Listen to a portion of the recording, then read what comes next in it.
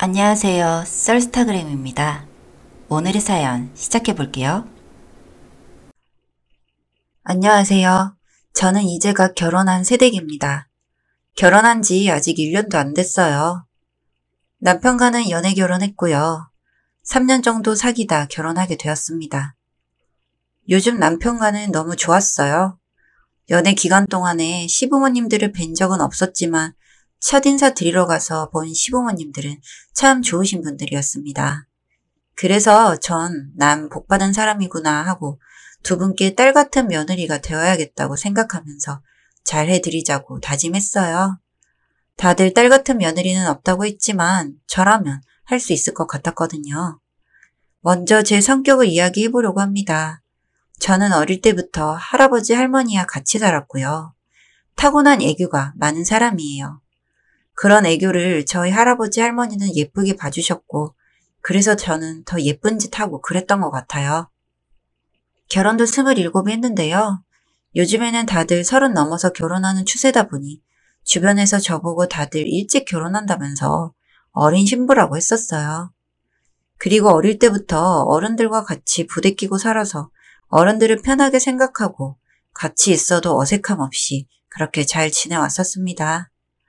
이제 결혼했으니 저에게도 친정 식구들에다가 시댁 어른들까지 가족의 범위가 늘어났잖아요. 그래도 저는 걱정보다는 기대가 더 앞섰어요. 제가 애교가 많은 편이니 특히나 어른들은 애교 많은 사람 좋아들 하시잖아요. 그래서 다 절 예뻐해 주실 거고 저도 예쁨 받게 잘 해야겠다 하고 생각했었죠. 그게 어느 정도 시부모님들께도 통했고요. 제가 시댁에 전화드리고 가면 시부모님 두 분이 정말 좋아하셨어요. 우리 며느리 왔다고요. 특히나 시댁은 딸이 없었거든요. 아들만 둘인 집에 제가 들어가니까 홍일점이 생겨서 좋다면서 예뻐해 주셨습니다. 특히나 며느리 사랑은 시아버지라고 시아버지가 저 많이 예뻐해 주셨어요.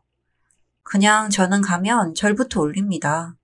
다른 뜻이 있는 게 아니라 어릴 때부터 할머니, 할아버지에게 해오던 애교스러운 절 같은 거예요. 시부모님들도 처음엔 당황스러워 하셨지만 좋아해 주시는 것 같았어요. 그리고 절 하고 나서는 애교 있게 손을 내밀고 아버님 용돈 좀 주세요 하고 하죠. 이때도 정말 제가 돈을 바래서가 아니라 두 분에게 웃음을 드리려고 하는 행동이에요. 절대로 돈을 받아오진 않습니다.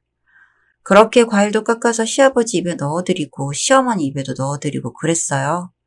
같이 거실에서 TV 보면 전 꼭 시아버지 옆이나 시어머니 옆에 앉아서 같이 팔짱 끼면서 TV 보고요. 이럴 때 시부모님들이 언짢아 하거나 싫어하신 적은 없었어요.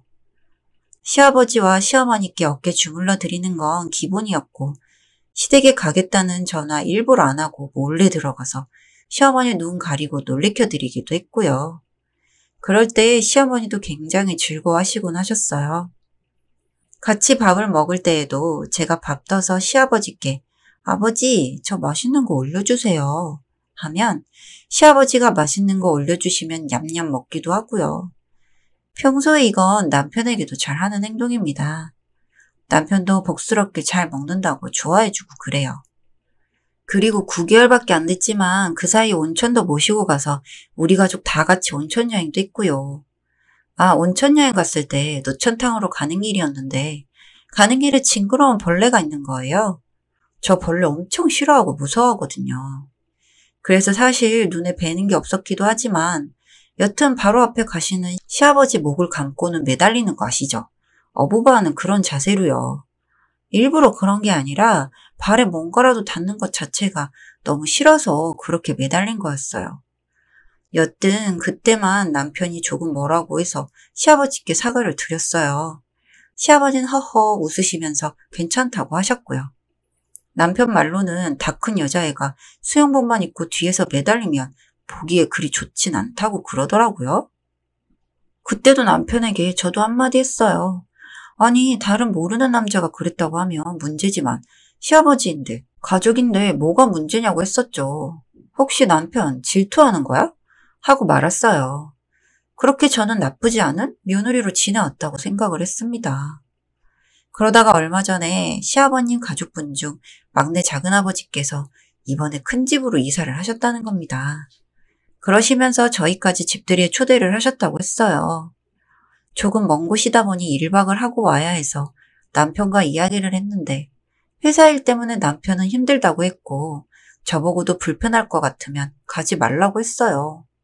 하지만 전 불편할 일 없고 두 분 모시고 다녀오면 서로 좋을 것 같다는 생각에 저만 다녀오기로 했습니다.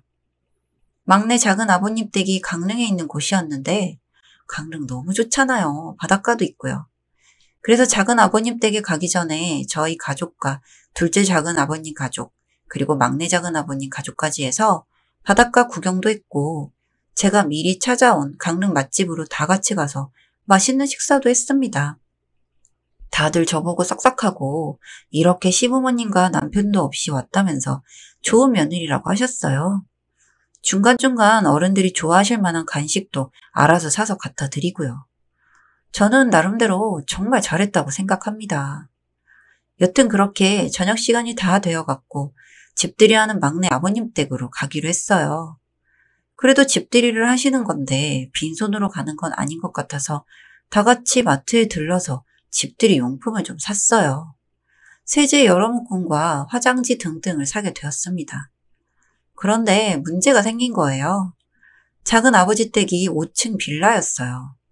다행히 엘리베이터는 있었는데 하필이면 점검 중이라면서 운행을 하지 않는다는 겁니다.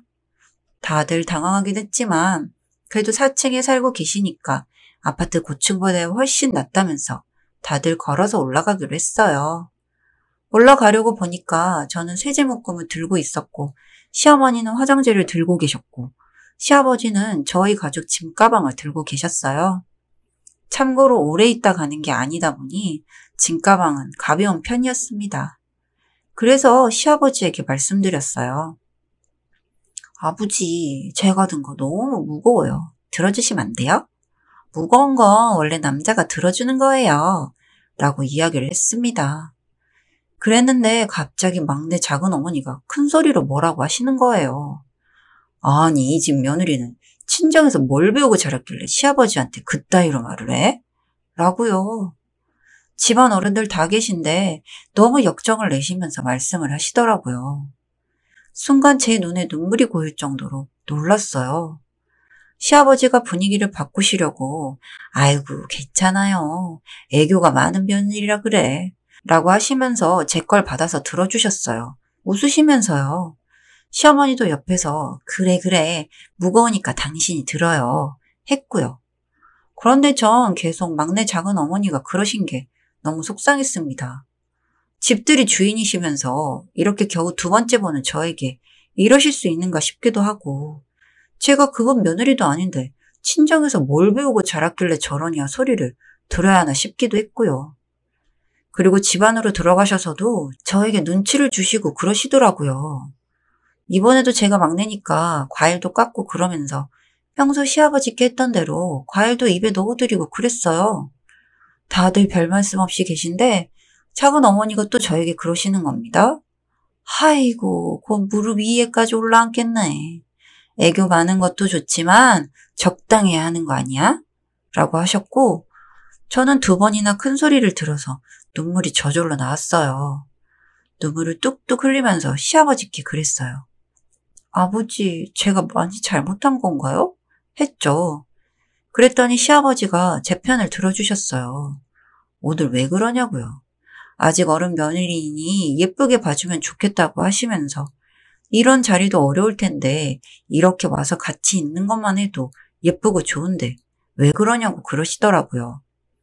사람마다 다 자기 성격이 있고 다른 점이 있는 거라고요. 그렇게 제 편 들어주시니까 너무 감사하기도 하고 막내 작은 어머님이 더 싫어지기도 했어요. 그러다가 갑자기 저도 오기가 생겨서 시아버지 무릎 위에 살짝 걸터 앉았네요. 그리고 그 막내 작은 어머니께 그랬죠. 그리고 며느리가 시아버지 무릎에 이렇게 앉으면 그게 문제인가요? 버릇 없는 건가요?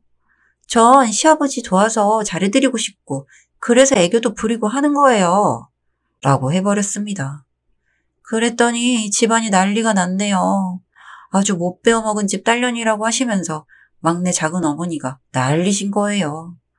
다들 막내 작은 어머니를 말리려고 그만하자고 하시면서 방으로 모시고 들어갔고 시어머니도 그냥 우리 집에 갑시다 하시더군요. 이런 분위기에 하루 자고 내일까지 관광하고 가는 건 무리가 있을 것 같다고 하시면서요. 그래서 그렇게 차를 타고 집으로 돌아왔습니다. 제가 궁금한 건 이거입니다.